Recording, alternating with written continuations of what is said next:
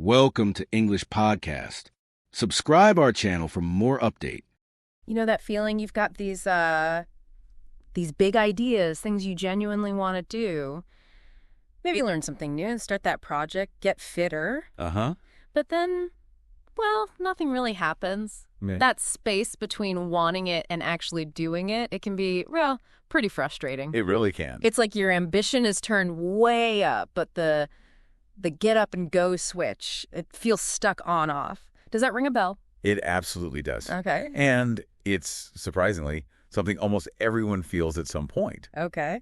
So today, we're going to take a closer look at this whole ambitious but lazy idea. Right. And look, the aim isn't some magic trick to turn everyone into a, productivity guru overnight. Definitely not. No, it's more about really understanding why we feel this way and then exploring some, grounded, realistic ways to actually start moving forward, even when you really don't feel like it. And what's interesting is we were listening to this discussion on an English learning podcast, actually, Mm-hmm. and they were digging into this exact same thing. They had some really, I thought, insightful takes on why it happens and, crucially, some practical ideas. Yeah, very practical. Ideas we thought would be super valuable for anyone listening, whatever your goals might be. So let's try and unpack this. What does it actually mean, ambitious but lazy? It sounds like a contradiction. It kind of does, doesn't it? So let's break it down. First, ambitious. What are we talking about there? Big goals, right? Wanting success. Exactly. Having those significant goals, that real drive for achievement. Think about wanting, wealth, maybe recognition, becoming really knowledgeable, or just physically stronger. Okay. It's that internal desire for something substantial. Right. Picturing that future self you're aiming for. Yeah. Got it. Now the lazy bit. This isn't maybe about being fundamentally, bone idle. No, not necessarily. It's more about perhaps a tendency to sidestep the hard work involved. A preference for comfort, for the easy route, choosing what's familiar instead of what's challenging, the quick reward over the delayed one. Okay.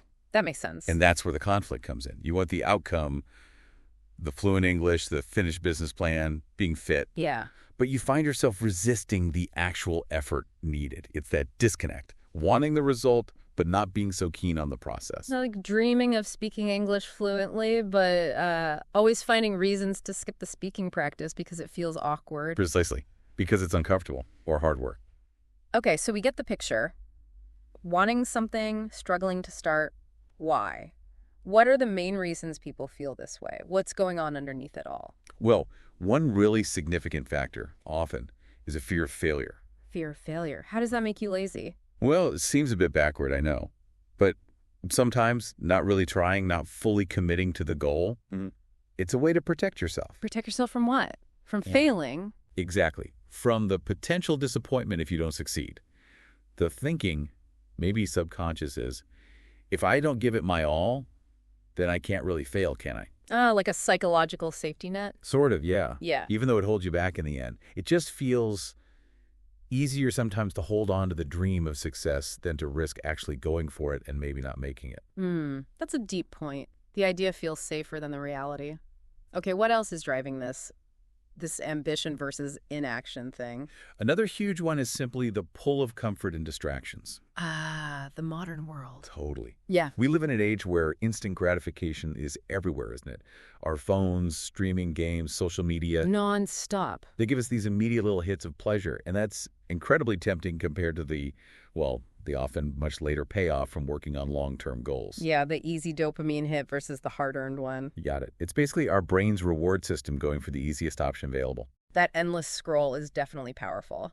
And it makes sense, too, that, tackling big goals usually involves some discomfort. Oh, absolutely. Let's just be honest about the inherent discomfort of effort. Right. Whether it's pushing through that last rep at the gym or trying to understand, complex grammar rules. Or starting a business. Yeah. Facing that uncertainty. Exactly. Or building something new. It's often mentally tough, sometimes physically tough. Our natural instinct can be to just shy away from that feeling. Yeah. Much easier to chill on the sofa than push through a tough workout or that tricky English lesson. Way easier. And then finally, a really key reason can just be not having a clear plan. or feeling totally overwhelmed by how big the ambition feels. The where do I even start problem. Precisely. You might have this grand vision, I want to be fluent in English. Yeah. But if you don't have concrete steps, like how to practice, what materials to use, how to track if you're getting better, Then it just seems impossible. yet the goal feels so massive, it just leads to paralysis. Like wanting to climb Mount Everest, but having zero idea about the route, the gear, the training, you just wouldn't start. Okay. So roadblocks identified.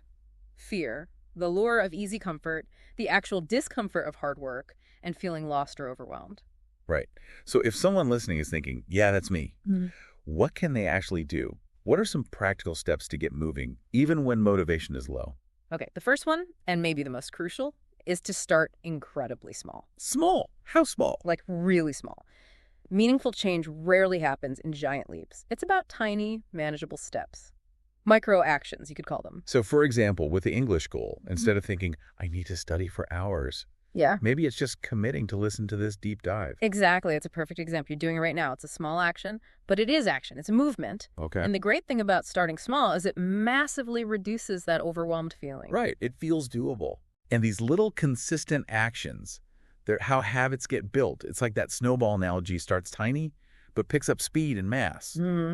And hitting those first tiny goals gives you a little win, a sense of, okay, I did that, which makes the next small step feel easier. Small steps building habits. Okay, that resonates. What's another key tactic? Building a routine can be super powerful. A routine, like doing the same thing at the same time. Yeah, pretty much. By doing something consistently, say at the same time each day, you start to automate it a bit. You rely less on willpower, which we know can go up and down. So like we said earlier, Right. maybe every morning with coffee, listen to some English. Perfect. Or maybe every night before bed, write just one sentence in English. Exactly. It stops being this big decision you have to make every time and just becomes part of your day. Less optional, more integrated. Okay, makes sense. Automate it. And then to help these routines and small steps actually stick, it's really important to minimize distractions. The environment matters. Hugely. Our surroundings have a massive impact on our focus. So, like, actually practical things. Turning off phone notifications. Definitely. Those constant pings just shatter concentration. Or maybe, if Netflix is your weakness, actually setting up a workspace away from the TV. Yes. Or using one of those apps that block distracting websites for certain times. Little barriers. Got it. Make the distractions harder to access. By creating those barriers to the easy, instant gratification stuff, you really boost your chances of staying on track with your goal, even when you don't feel super motivated. Okay. Start small, build routines, minimize distractions. Anything else key here? Yes, one more for this section. Celebrate the small victories, even the tiny ones. This is so important, isn't it? We tend to wait for the big finish line. We do. We often only let ourselves feel good when we hit some huge milestone. But the journey is the small steps. Yeah. So acknowledge them, appreciate every little bit of progress, no matter how small it seems. If you managed just 10 minutes of English practice when you really, really didn't want to, pat yourself on the back. Give yourself credit for showing up. Absolutely. Don't wait until you're fluent or the project is finished to feel proud of yourself. It's about shifting focus from that distant goal to the immediate progress. That positive feedback loop could really help keep things going. Definitely. And to make this really concrete, let's talk about that real-life example from the podcast we mentioned. Okay, yeah, the book writing story. That's the one. One of the hosts, Emma, she talked about wanting to write a book for years. Right, a long-term ambition, something she dreamed about, felt important, but it just stayed a dream. Exactly that. She'd think about it, maybe talk about it, but the actual consistent writing just wasn't happening. She was living that exact tension. Big ambition, but inertia, that sort of laziness when it came to the hard graft. So it changed. What finally got her moving? It was a really simple but kind of profound realization, apparently sparked by a friend who just said, writer's right. Simple as that. Simple, direct, and kind of undeniable. She realized her dream wouldn't just happen through wistful thinking. Action was required. Okay, but she didn't suddenly sit down and try to write the whole book at once, right? What was the actual first step? No, she started super small. Almost laughably small, some might think. Her commitment was to write just one paragraph each day. One paragraph. One single paragraph. Yeah. Didn't matter how she felt, how busy she was, if she was inspired or not. Just one paragraph. Wow, okay. That feels incredibly achievable. It totally lowers that massive hurdle of, I have to write a book. That's the power of it. And the result? Well, those daily paragraphs started adding up. They must have. They turned into pages. Pages turned into chapters. And Emma, who'd spent all those years just dreaming of being a writer, she actually wrote the book. That's fantastic. And now she's apparently working on a second one. That really drives home the point about small, consistent efforts compounding over time. It really does. And the key takeaway, as she pointed out herself, is that often motivation follows action. It doesn't always come first. Right. You don't need to wait to feel perfectly motivated. Just starting can actually build the momentum and the motivation to keep going. Exactly.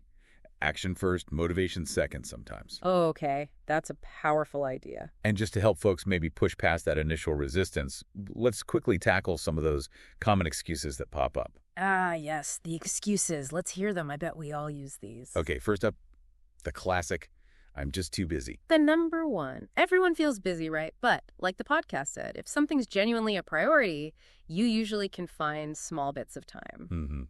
Even 10 focused minutes is way better than 0 minutes. Yeah.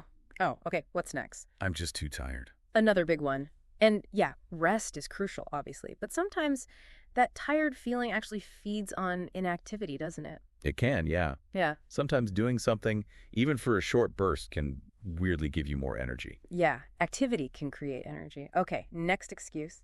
The procrastinator's anthem. I'll do it tomorrow. Oh, yes. Tomorrow, the magical land where everything gets done. Except it rarely arrives with a sudden burst of motivation, does it? Nope. As they pointed out, if it's a relatively quick task, just doing it now gets it off your plate. Good point. And the last one. I just don't know where to start. That feeling overwhelmed, we talked about it. Right. The paralysis from the sheer size of the goal. And the solution they offered was so simple. Just begin. Anywhere. Pick a starting point, any starting point. Clarity often comes after you take that first step, however small. You don't need the whole map to just start walking. Okay, that makes sense. Don't wait for perfect clarity. Just act. So, wrapping things up. Yeah. It's really normal, very human, to feel that push and pull between your big dreams and, well, moments of just not doing much. Yeah, it's okay to feel that way. Totally okay. Yeah. But progress isn't about becoming a completely different person overnight. It's more about understanding why you feel stuck and then using these practical tools we talked about. Starting really small, building those routines, managing the distractions. And remembering to actually acknowledge the small wins along the way. Remember, Emma, writer's right, even if it's just one paragraph. Right. And you, listening right now, you move towards your goals by taking action. Yeah. Even just one tiny step. A great summary. And on that note, here's something to maybe chew on after this deep dive finishes. Think about one small action, just one, related to an ambition you have. Something you could realistically do, say, right after this ends. What might start to change if you did that tiny thing consistently, even on the days you feel zero motivation?